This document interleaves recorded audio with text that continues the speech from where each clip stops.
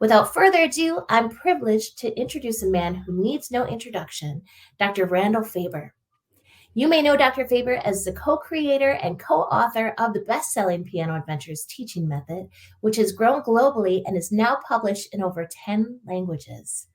Dr. Faber holds 3 degrees from the University of Michigan, a PhD in Education and Human Development from Vanderbilt University, and is the 2019 recipient of the Roland Lifetime Achievement Award in Education. When he's not teaching and lecturing, you can hear him perform as a Steinway artist. Welcome, Randall Faber. Thank you very much, Chrissy, and greetings to everyone. So glad you're with us today. I'd like to talk today about harmony in motion. You know, we've all had a lot of experience with music theory, teaching music theory, learning music theory, and there's a fundamental issue with that in that music theory tends to be static. It's like a code. It's almost like a naming or a linguistic nature, but music is a flow. Music is expressive and it's in motion. So there's a bit of a dichotomy that we're trying to bridge. And what I'd like to suggest in this title is harmony in motion gives us music theory in a flow. There's 2 ways we might think of motion. Harmony in motion then can be motion through time. You might say harmony through time. In other words, if we played a static chord, right? We get a static chord here, but we want to roll that chord out through time, then it goes in motion. So at a level 2A, for instance, or level 2B, when we do cross-hand arpeggios, say level 2A with the waltz pattern, we're putting harmony in motion, and this going to the 5 and rolling it across the keyboard, that's putting harmony in motion. It puts it a flow through time. And the second way we think of motion and harmony in motion is the physical gesture of the hand. In other words, when we draw that harmony through the keyboard, we can actually deal with not just note choices, but we have the technique of letting the hand move fluently through time.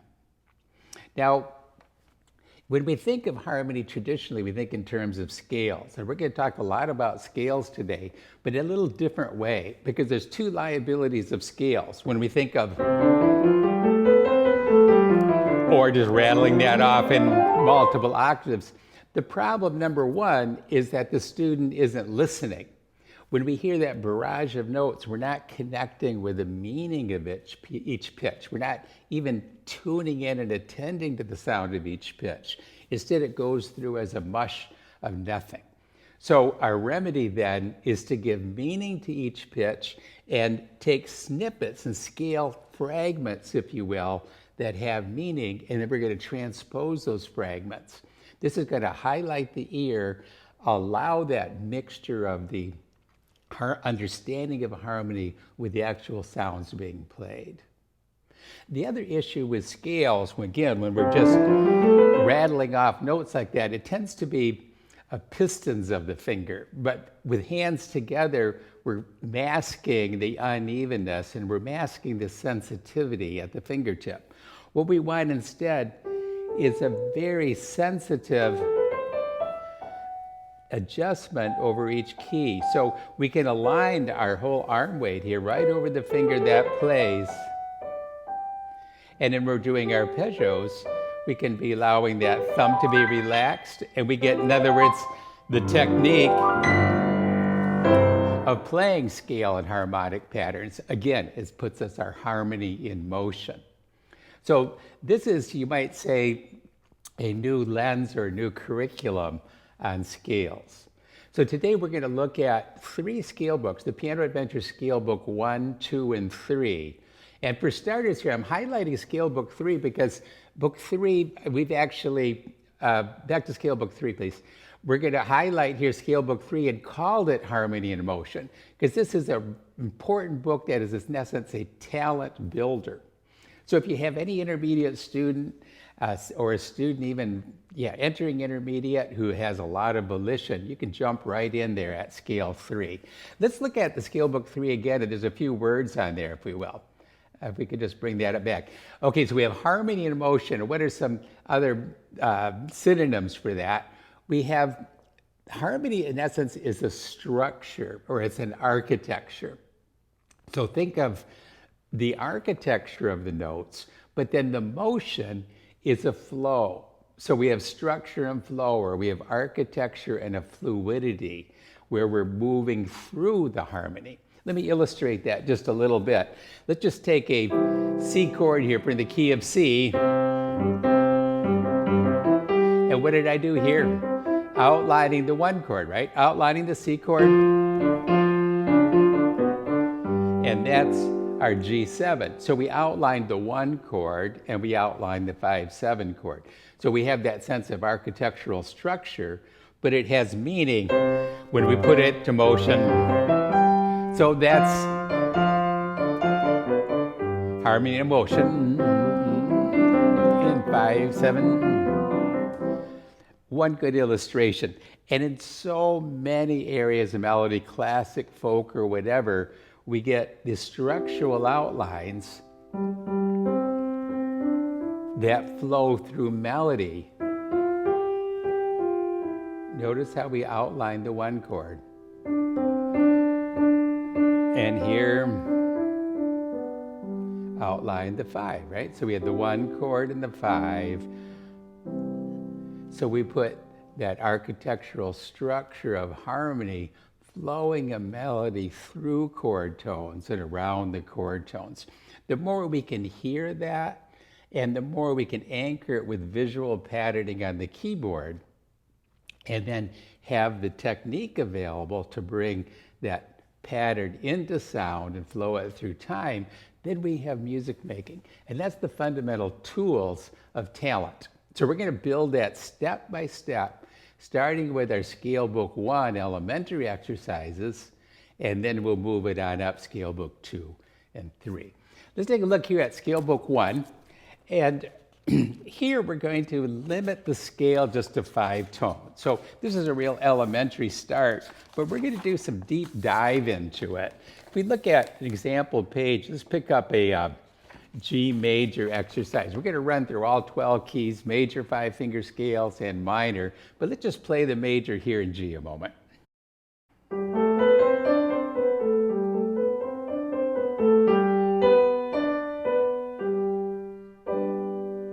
So we've got the linear nature flowing through time, but we're also outlining that structure of that 1 chord. Teacher duet.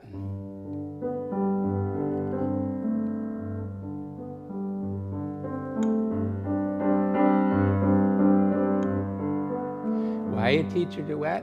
Because now we can invite the student to improvise.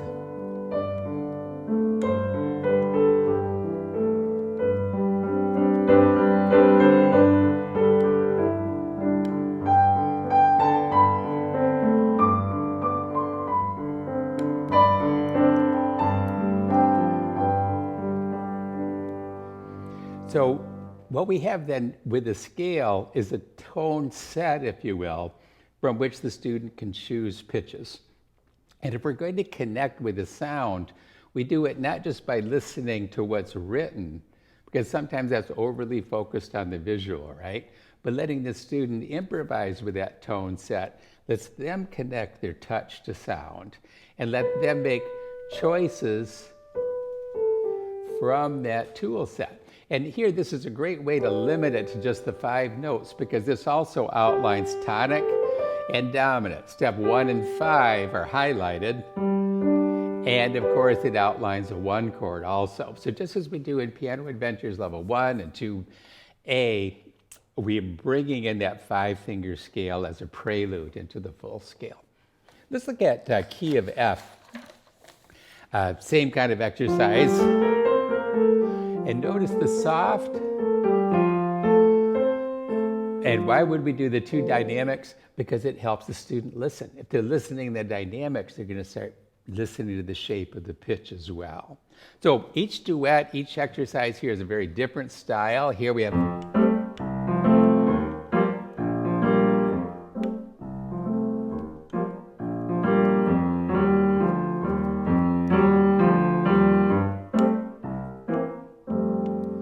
So the student we take that at any tempo you want, really. And here we're saying, imagine hiking on a summer day. So maybe we take it at that walking speed.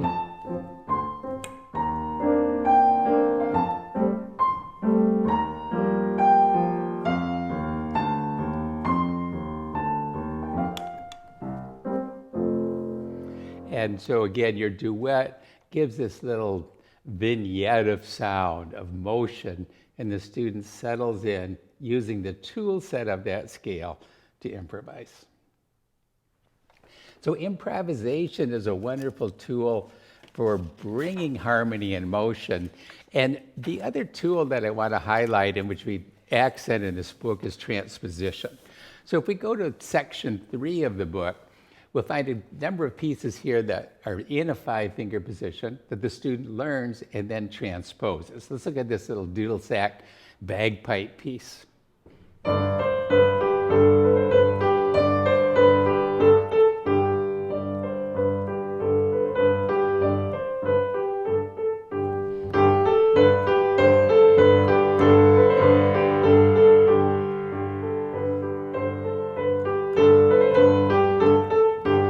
Now, we've learned 12 keys, so we could choose virtually any 5-finger position and do that transposing.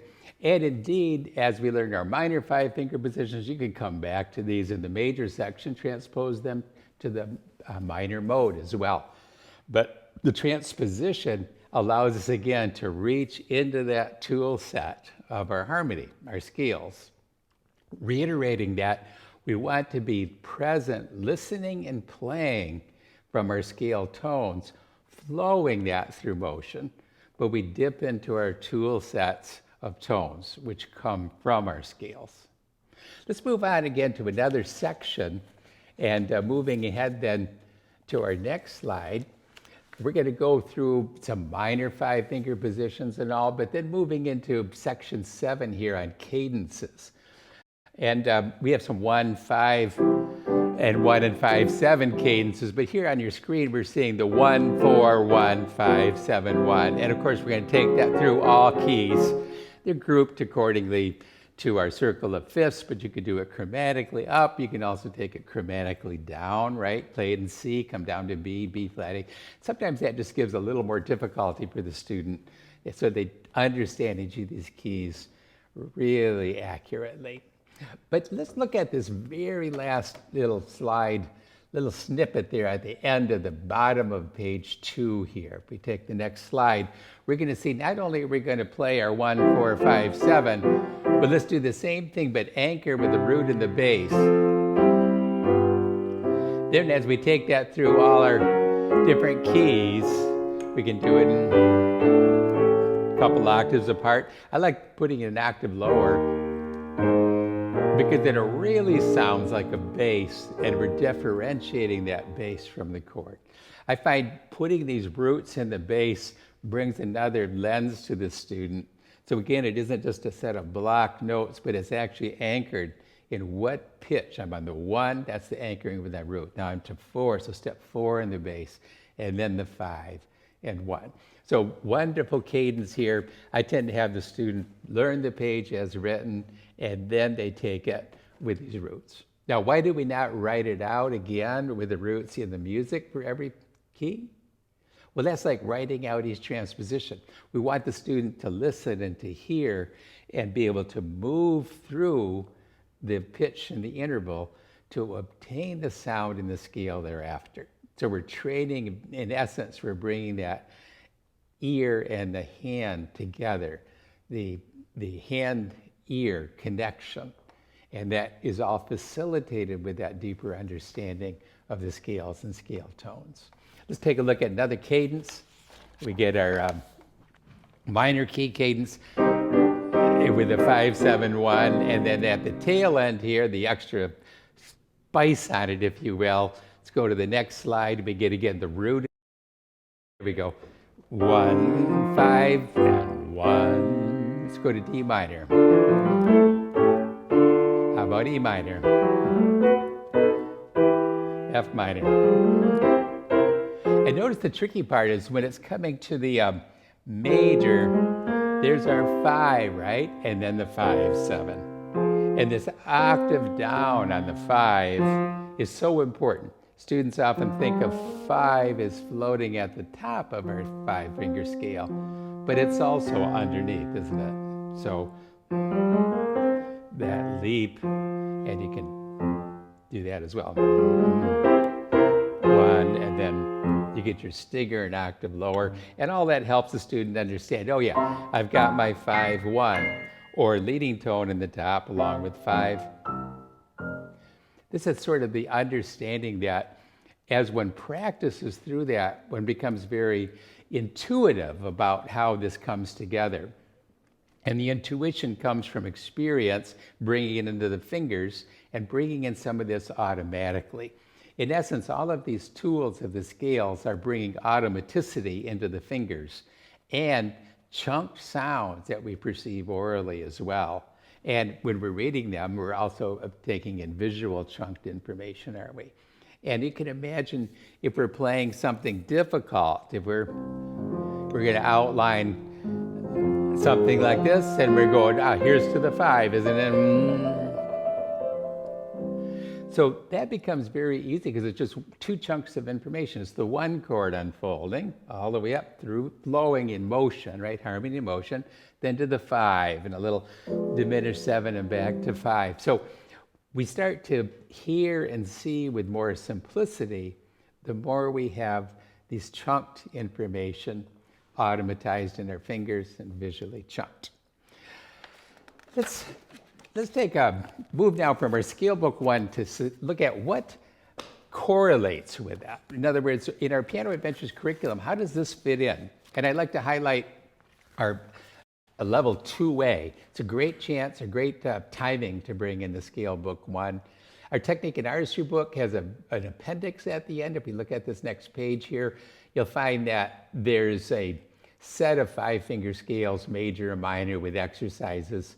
And we group them more according to the touch and feel, the topography of the black and whites, if you will, just as we're learning them in the method core lesson book.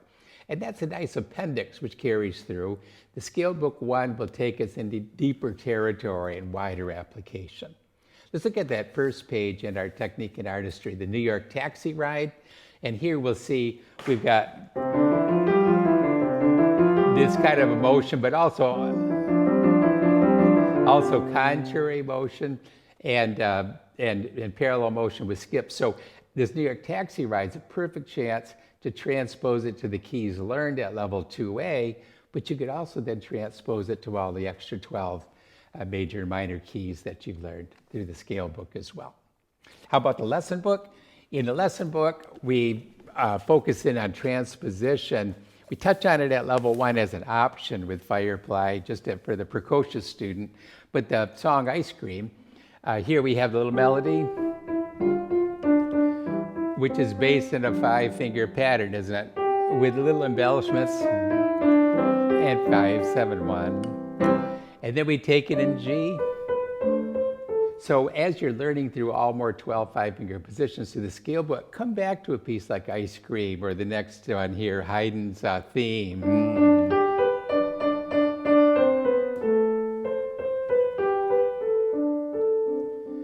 Or on the screen we have Daydream, My Daydream. This is in G.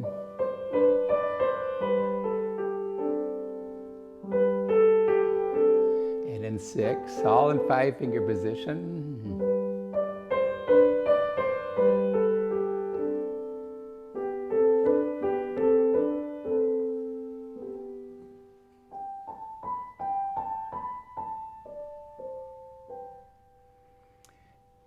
Why do we like all these octave jumps? Because you can then find that same pitch. It's essentially transposing by an octave, isn't it? And we lift the hand and we get the new gesture of drop, so we get the phrase shaping. And if we can play this in G, and once we learn A, let's come back to letting the ear drive, flowing our harmony, in other words, drawing from our code, from our tool set scale, and letting that flow in time. So don't think of transpositions as only what you do when you first learn the piece. I highly recommend as you move forward, whether it's in Scale Book 1 or whether it's in the appendix and you're doing more keys, go back to some of the easier pieces and now revisit them with transposition. Very, very powerful practice, a very powerful strategy for developing real musical talent. I want to just share one new book with you, and that is our Music from China series. Our Music from China series, it's co-published with People's Music in China. And we have this in the pre-time to big time library. So it's available at all 6 levels from pre-time up to big time. And what's interesting here is we're focusing in on the sound of the pentatonic scale. If I take my C, this, sometimes we call it a pentascale. You've heard that word. That's our regular 5-finger scale. But a pentatonic scale is taking 1, 2, 3, and 5, and 6. So we get this sort of a sound. For those of you that have been following our technique and artistry and our creative improvisation, we work quite a bit with the pentatonic scale, step 1, 2, 3, 5, and 6 for improvisation. And we picked that up as early as the level 1. So this is a great place to explore it in Music from China also. And we'll show you some different fingerings and so on and uses of it that make it most appropriate. But let's come back to our score there for what is the most beautiful. And I'm going to play this without the teacher duet, but just an example of these sounds. Authentic sounds from China, actually pieces written and selected from folk songs and so on, legitimately in China.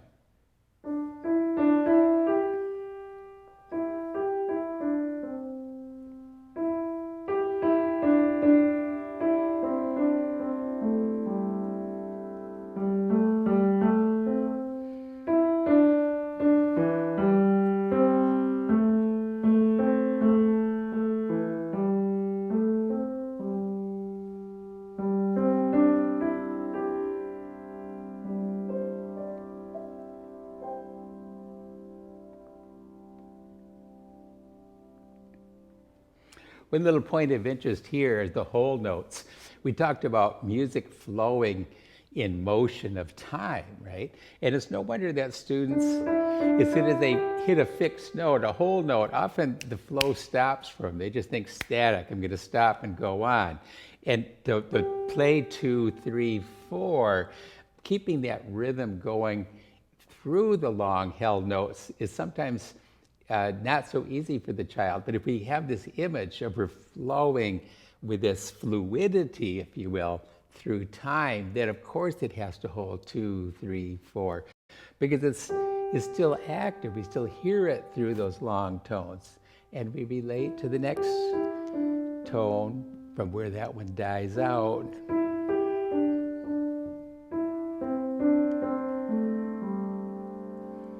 So we get this real sense, you might say, of meter and flow, and we drop our harmonic tone set over top of that grid of flow.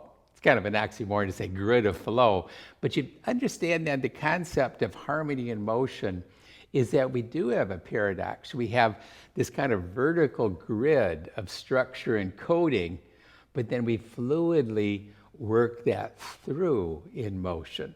And to me, I find that very exciting and much of the essence of music. So to the degree that you can help your students capture that motion of harmony, the better musician you'll be creating. Let's turn things over to Chrissy. Chrissy's got some giveaways for us. Chrissy, do you want to take the screen? Sure. Thank you so much, Randy. Lots of great information so far. We have our first giveaway. 2 lucky winners will be randomly selected from everyone who is here today. You will get the following prize package. It'll be Scale and Chord Book 1, Level 2A Technique and Artistry, and Playtime Music from China. So let's see who the winners are. All right. Lucky winner number 1 is Joanna Greenwood. And lucky winner 2 is Alyssa Dishong. So, congratulations. If you are one of our winners, please email your shipping address to ed as an educational piano webinars at halleonard.com. So, again, that's ed piano webinars at halleonard.com. So, we can send your prize package as soon as possible. And let's bring it back to Randy. Thank you, Chrissy. Thank you very much. I want to highlight a link here that we're going to put up on the screen, and that link is to our catalog, the Piano Adventures catalog. You could download it from this link right into a playable PDF, and you may enjoy that. It gives a reference to all our many publications. Here's the catalog in a print form, and you'll be able to, sorry, we'll take that as a PDF that you can grab on your own right away. You know, we're going to take into Scale Book 2, but there's an element I'd like to play around with just a little bit in that we talked about the harmony as being more static. Think of harmony as a representation, and the motion, the flow, is in essence the presenting. So you get a representing and a presenting. Again, just sharing that paradox that we go dip into that representations of music, right? It's a C chord. What is a C chord? Well, if that's a C chord, I'm out. You know, it doesn't even sound very good. But a C chord like this, or a C chord like this, or in context, that has so much meaning. So we don't want to think so much represented tones. We want to be in the real live tones. So my highlight here is to suggest that we want to anchor ourselves in the sound. In other words, we're right in the sound, and then we're in the touch. So sound is most anchored, and then the touch is the second most anchored, and the next anchoring is laying out the pattern on the keyboard. So if we're in C minor, we see C minor all the way through here, don't we? And we see our G7. So we have that all anchored, and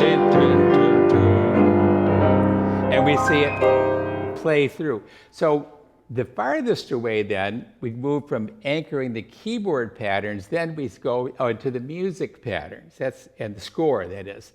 And then drifting away from that, okay, now we're naming music theory. But this is very represented, but we want to be anchored as close as we can to the real sound, right? It's one thing to do a 1, 5, 7, 1. But if we bring it to real touch and sound, harmony in motion,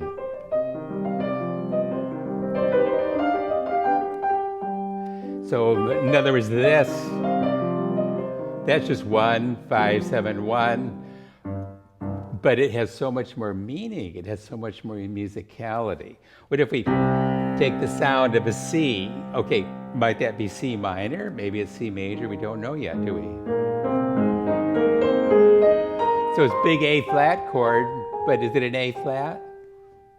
Well, I'm not so sure. We just got an F sharp there. So, well, maybe it's a 5, 7 to 1, right? But maybe not. Maybe that F sharp is a leading tone. Well,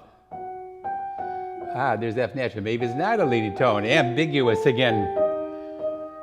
So maybe we're in C minor. Okay, there's the D. Okay, so we had this coming down to D, and we had a leading tone.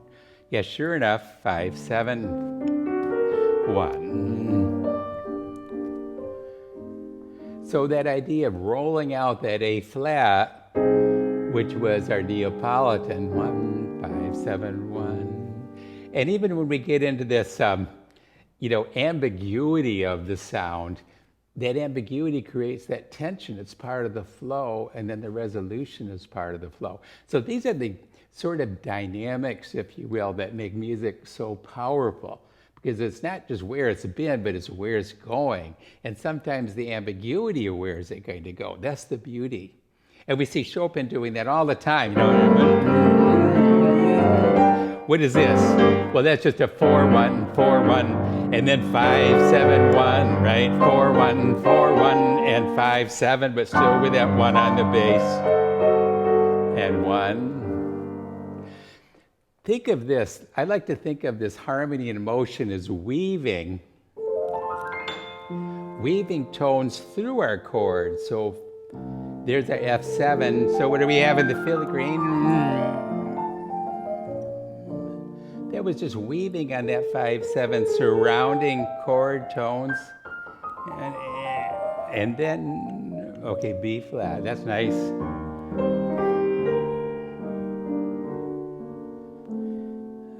But when we did this, we didn't really know where it's going to go. We probably thought it was going to go 5/7 and B flat, didn't we? But instead, what did it go? It goes 1, 6, 4, 5, 7, 1 in the relative minor. So again, the excitement of not knowing where it goes, but when we know the real meaning of the harmony, we can anticipate different directions. And whether we're improvising or we're composing, by being able to strategically go through, weaving through the tapestry of chord tones, we have much more confidence and knowledge of where we are at on the keyboard. So what we're looking for in this series of scale books is to empower the student to understand harmony at the keyboard so they can move through and around the chord tones with expression and with understanding.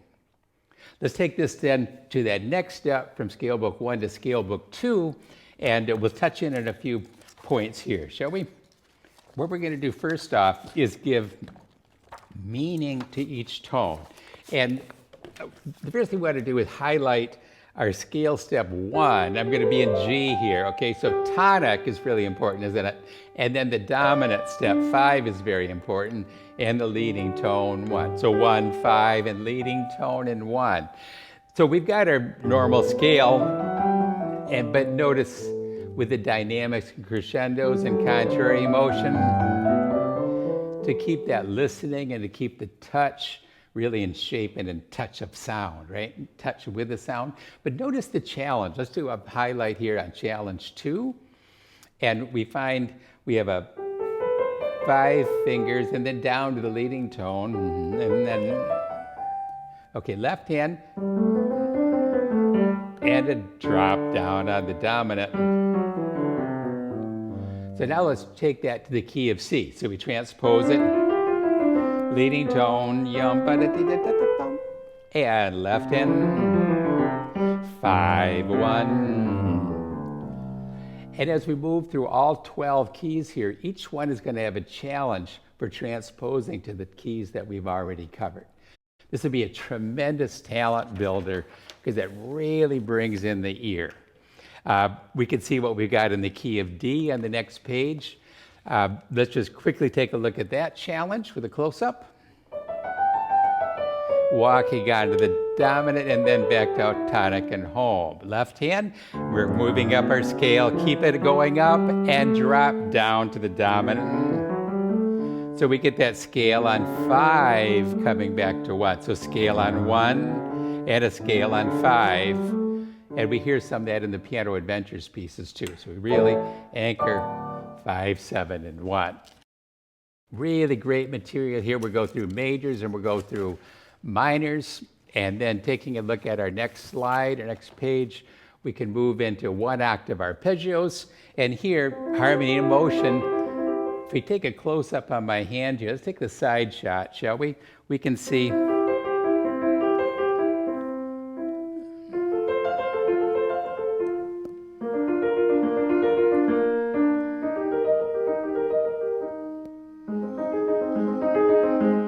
we're going around the circle of fifths, but notice how I'm closing the hand, aligning over each note because we have the circular motions.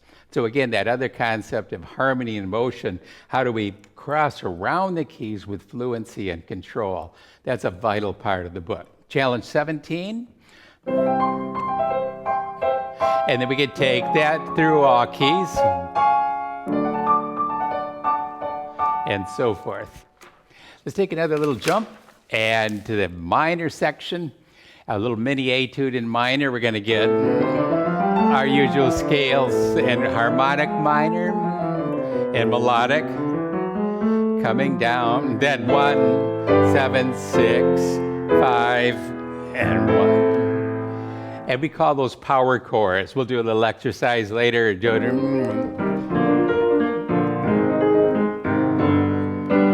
running through those power chords in all 12 keys. And in fact, we're going to have applications of those as you do that mini etude all the way through here in this next section. I want to jump to the harmony section. And so I'm on page 52 if you happen to have a book in hand. One chord, 4, 5, 1. Okay, but now let's get some chord with that root in the bass going down. So we still go 1 to the 4, right? 5, but now to the 6. That's a nice option. Notice here, if we were in A minor, those would be power chords right there, wouldn't they?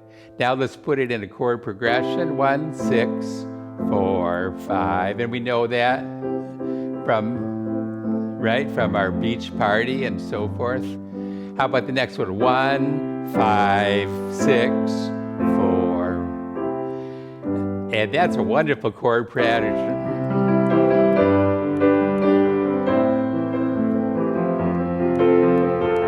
That's the basis of probably 500 pop songs since 2000 and before. So 1, 5, 6, 4. You can put repeat signs there, and we can play that out on the next challenge 36. We put these same chord ideas into a little accompaniment pattern. So we'll transpose, but you can also switch to the 1, 5, 6, 4 pattern.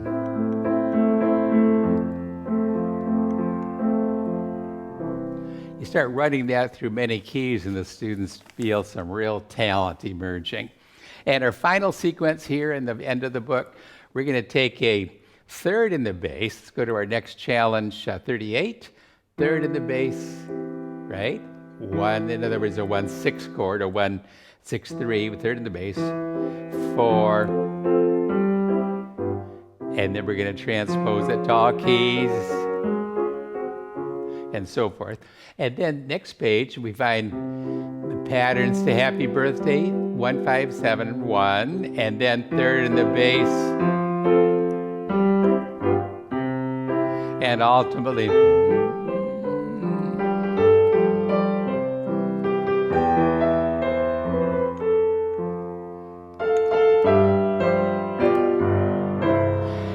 and the student has that harmonic outline, the structure for Happy Birthday, which we transpose that into 12 keys, at least with a two-hand accompaniment.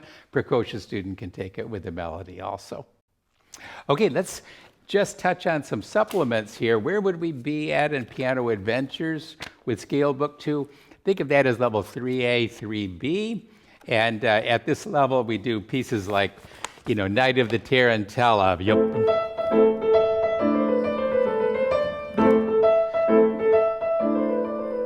Listen to this part.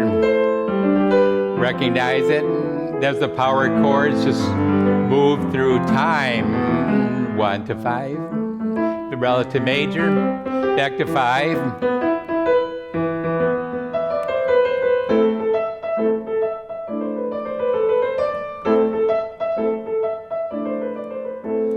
Big 1, rolling them through. And we've got, something like the green sleeves. We're doing this with a lead sheet here.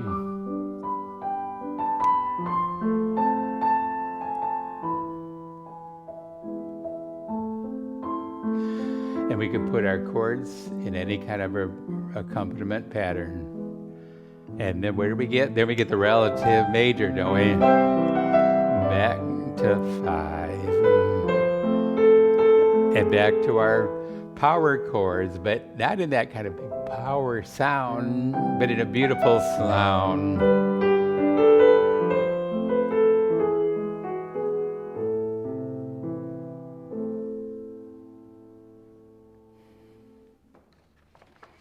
And then we have a wonderful set of supplements.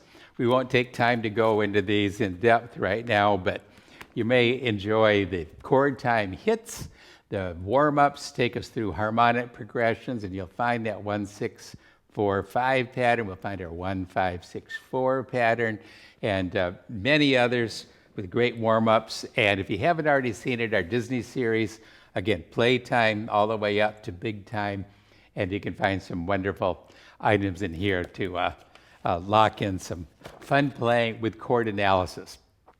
I like to have the student write the letter name above and identify the function, 1, 4, 5, 6, or whatever underneath. You can start to do that at chord time already, maybe not recognizing everything, but find what kind of patterns do they see that they've been working through in their lesson book and in their scale and chord books. Okay, back to Chrissy. Hello, I'm back for another giveaway. 2 lucky winners again will be randomly selected. The winners will receive Scale and Chord Book 2, Chord Time Hits, and Chord Time Disney. So let's spin that wheel to see who our winners are. All right, drawing one winner. All right, our 2 winners are Jennifer Chen and Jolene Warren. All right, so if you are Jennifer or Jolene, please send an email to us at edpianowebinars@hellenter.com with your address so that we can send you the prize package. And let's bring back Randy. Thank you, Chrissy. We're going to dig right into the big book right now. I'm very happy with the talent builder aspect of Scale and Chord Book 3, which is entitled Harmony in Motion. So I want to just highlight for you, we've got a little link here we're presenting for the new pianoadventures.com website. So grab that, view the website, you get a lot of good background. And we'll be sharing shortly the link to the Teacher Atlas, which the Teacher Atlas is going to give you video support for all of the things we're talking about today. We'll touch on that just a little bit later, but you can access it through pianoadventures.com, and we'll get you linked with some free access very shortly. Let's look right into one of the pages here, page 8 of the Harmony in Motion. And the reason I'm jumping here to page 8 is I want to share with you how we're highlighting the meaning of each scale tone. So this is a little triplet exercise, and notice, where does it lead to? It's going leading tone to 5, right? Leading tone in 5, leading tone anchored with 5, and 5, 1. Then we transpose.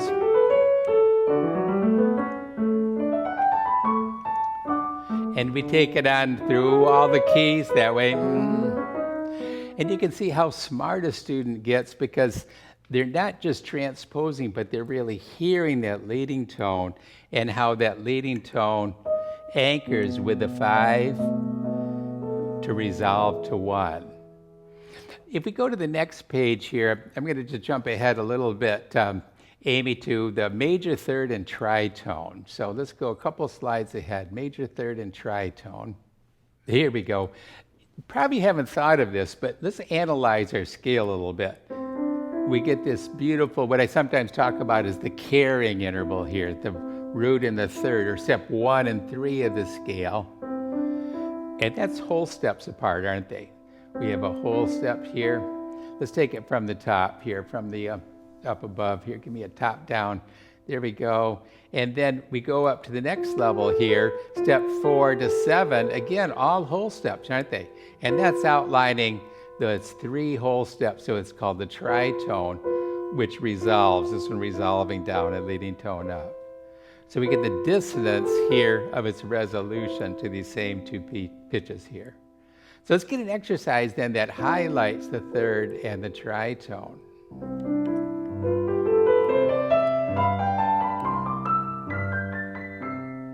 And then here, coming down, anchored in 5. Now let's put in another key. 1, 5, 1. And the resolution. And then here's 5, 7.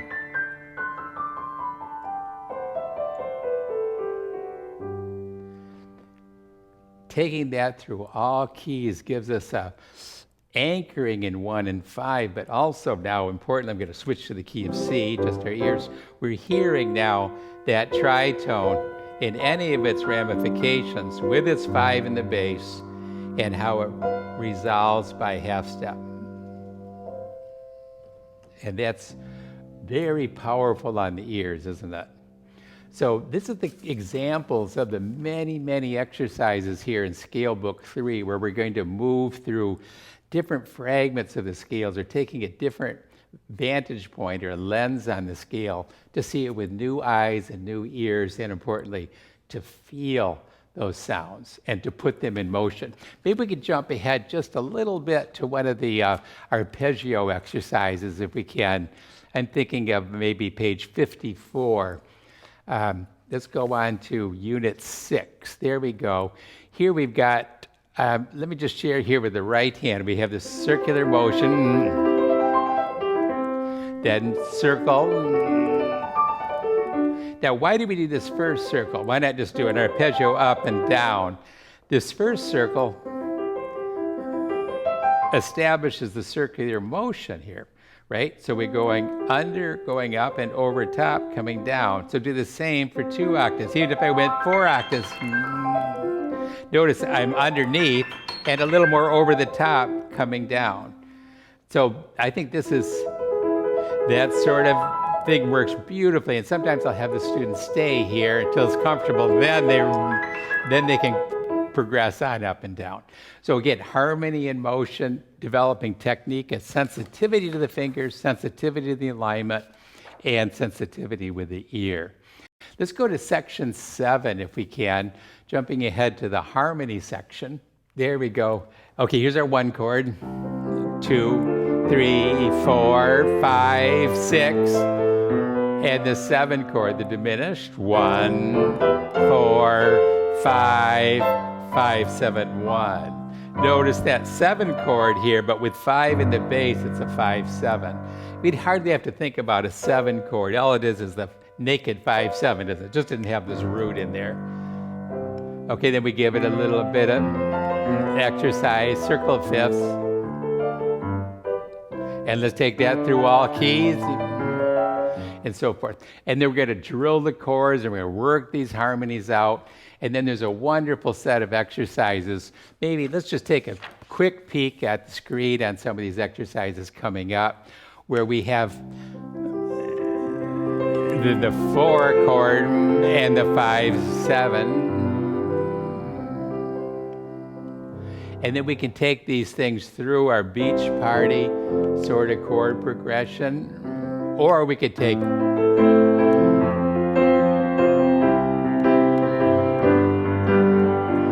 that 1, 5, 6, 4 progression we learned in the previous level. We'll just kind of blow that out in more keys with more accompaniment patterns. But these are just vital templates, you might say, templates and tone sets. There are tools for our musical creativity, music for our musical analysis, and tools for our musical expression. We need to move into some questions and answers, but before we do, I want to share 2 important books. If you're interested in the technique of the motions we've been talking about, that Randall Faber book is really, really important and powerful. It's a different take on Randall because it's not just using the fingers as little pistons moving up and down, but it's putting them in motion. We open with 3 gestures, which are ways of moving through the notes in different directions, or of coming down like this, round the corner. And as we get those gestures in our fingers, then we can apply them into our hand and exercises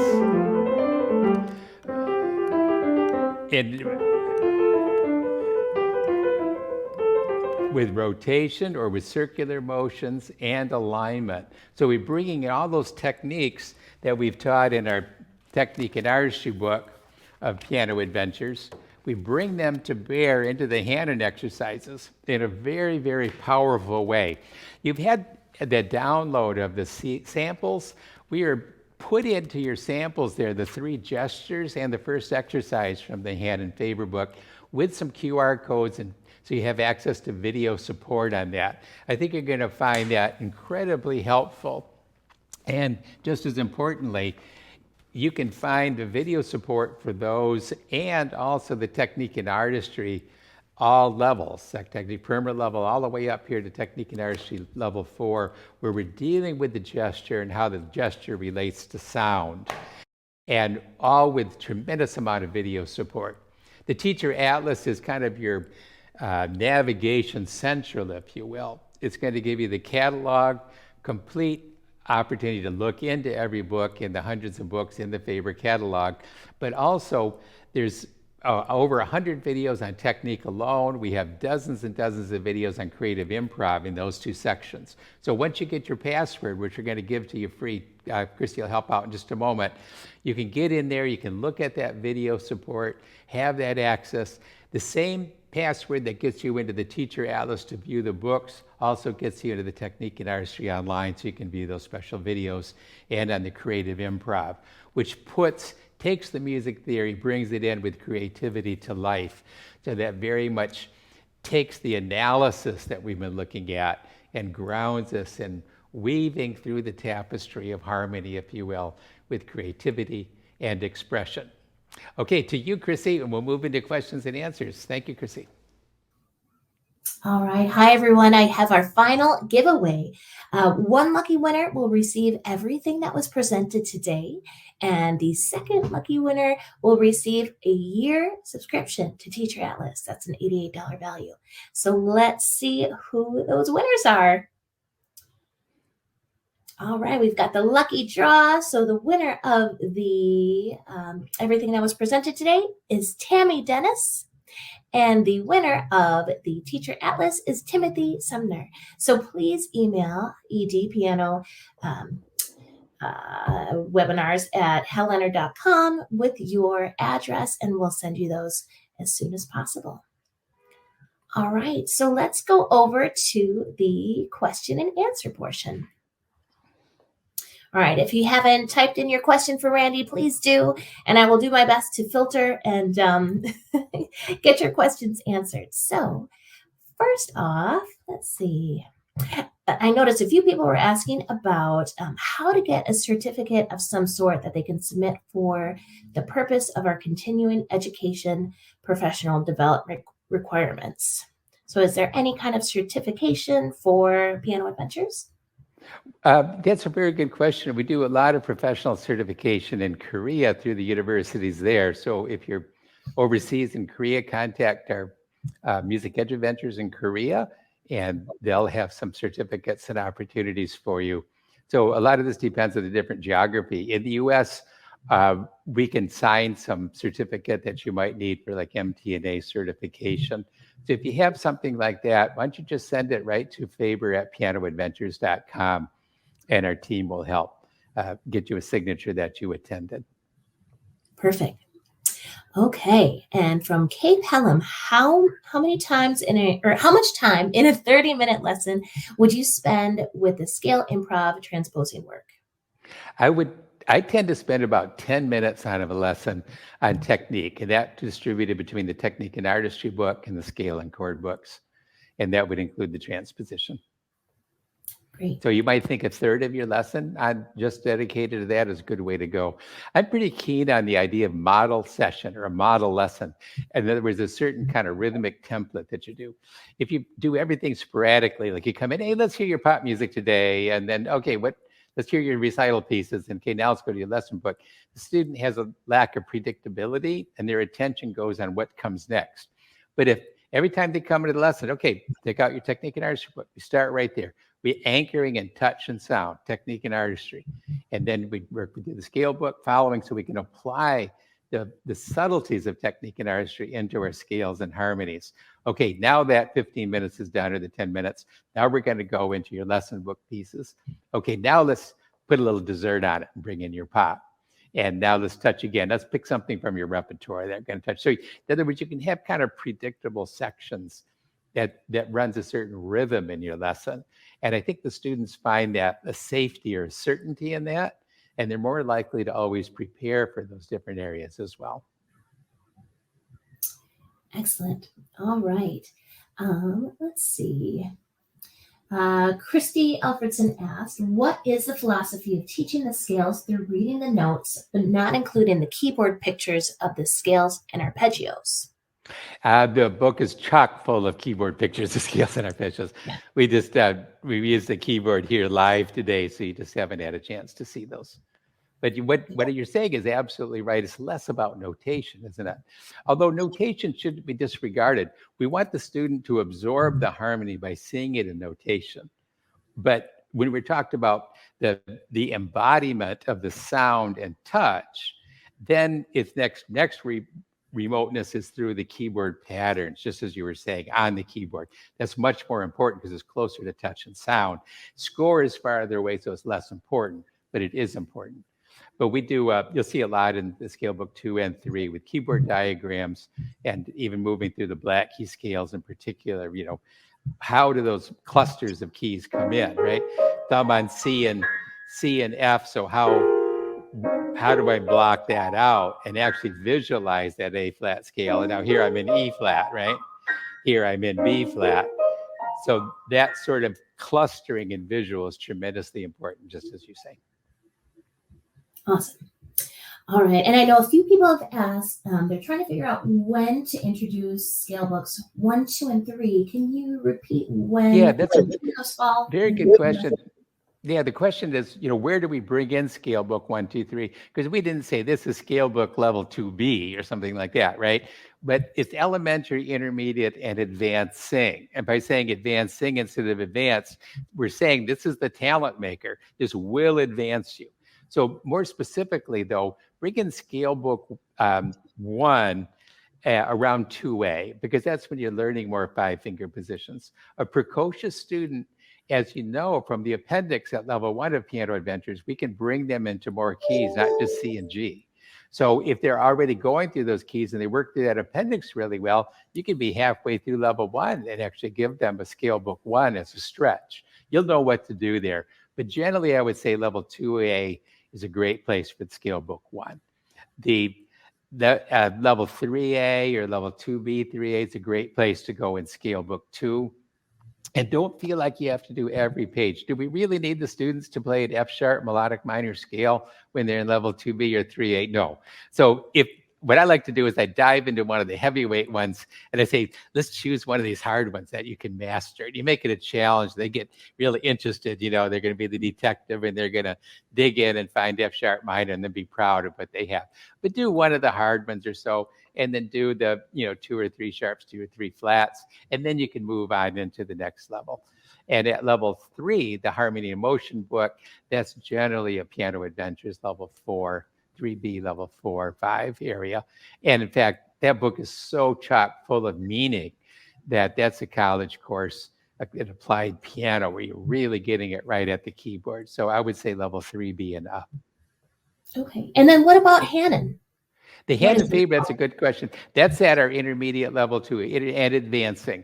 So we usually bring that in at Piano Adventures level 4. If the student's really flying and got pretty good fingers, or if you need something where you just need to get more of a workout on the fingers and take it slowly. Don't go fast on these exercises. What they really have to be is a play and relax on each tone. Play, relax, play, relax, play. That'll build coordination much more than driving in the tension the way Hannon is typically done. It's a complete reversal of the look on Hannon. We take out the tangly ones and we reorganize them into a better sequence, and we give prep exercises for each one. So they're played with the sophistication and subtlety of precision in the gesture and relaxation in the playing. And you can pick that up at a 3B pretty easily, definitely into level 4 and 5. I wish that existed 30 years ago. Yeah, would have saved us a lot of headaches, wouldn't it? Yeah, totally. Maybe some carpal tunnel too. Another question. I'm not confident teaching arpeggios. Can you point me to any video or other resources? That's a really good question. Why don't you go into the Teacher Atlas and dig into Scale Book 3 and check out the prep on those videos there, the exercises. There's quite a lot in the technique and artistry section that'll move you through the arpeggios. But I would say the arpeggio sections of Scale Book 3 were a real good start. And we'll keep adding more videos. We do, videos, more videos added every week. And so that's definitely what we'll add more to. Great. It looks like we have time for one more question. Let me see here. Ah, improvisation is hard for most of my intermediate level students. How can I start them, and which book in your series can I use? That's a good question. The way we're focusing at improvisation is it's really applied music theory, right? We're synthesizing instead of analyzing. So just like all these tools we talked about, harmony, and we're weaving in and out of this harmony. So I'd like to start some improvisation early on, and often then the students not so self-conscious. When you start at an intermediate level, their self-consciousness is a big barrier. So you've got a couple tools you can use. We Discover Blues Improvisation is a great little level 3A start. But more importantly, check out the creative improv area in the Teacher Atlas, because there we're taking dozens and dozens of songs right in the Piano Adventures book and giving you the tool set and ideas on how to bring improvisation right from the lesson book piece. And we're finding that seems to be the best way to go because it gives more integration. And then the students will have idea of how to improvise on their own repertoire as well. Any other final words, Randy? If you're wondering about those videos again and not knowing where to get them, pianoadventures.com/atlas will get you right to that Teacher Atlas. And there is a trial membership free area, but explore these questions that you have. Dig into some of those videos, and I think they'll help. We're really working a lot on more professional development resources that can give you that kind of precision and extra edge for your teaching. Remember, it's your teaching, it's your personality, it's your musicianship that you're conveying to the students. But we're giving some guidance here, especially some things in the areas of improvisation and advanced technique that you may or may not have encountered before, and giving a curriculum on that. But instead of making a book on everything, every aspect of it, we want to empower you with the tools so that you're ahead of the student on it, and you have your own musical growth, and then you can grow the student into these areas that really all of us in our own lessons years ago maybe have missed some of that chance, right? Or we've had to fight through learning how to jam with a rock band or whatever on our own. Giving you some skills on that that you can give to the student as you go, right as you move through the curriculum. And in that sense, it empowers the student's artistry at every level. So enjoy. I hope you found this helpful. And it's really been delightful to talk with all of you today. Thank you, Chrissy. Thanks, John, Betsy, and Amy, and all the producers in the background. We appreciate it, and we look forward to seeing you all next time. Join us on Piano Adventures Instagram. We have a new YouTube channel, and certainly at pianoadventures.com and at hellletter.com. All the best.